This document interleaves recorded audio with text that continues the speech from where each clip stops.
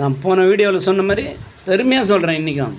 I am proud to say the righteous people's name. அதான் சொல்லிட்டேன். Sagayam IAS, DH Roopa madam, Michael D'Cunha, இவங்க எல்லாருமே நேர்மையான ஆளுங்க.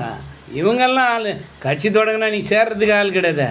அவுத்து போட்டு ஆடுறவனுக்கெல்லாம் 600 கோடி குத்திருந்தேன்னா நீ உருப்பிட முடியுமா? குழந்தைங்க ஏன் கெடுக்கப்படுதா? கொலை செய்யணுடைய கொலை செய்ய தூண்டணுக்கு தானே அதிகபட்ச தண்டனை.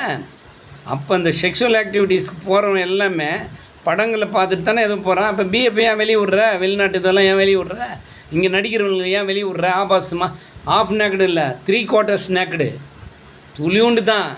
என்ன ரெண்டு கயிறுங்க கட்டின்னு திரிறாளுங்க. ஏன் ஒன்றும் சொல்ல தேவையில்லையா? கோவாவுக்கு ஏன் ஜனம் போகுது எங்களுக்கு தெரியாதா? ஃபாரினில் சின்ன ஃபாரின் சொல்கிற அளவுக்கு குட்டி வெளிநாடாங்க. ஏன் எதுக்கு போகிறீங்க? யாருக்குமே எதுவும் தெரியாதா?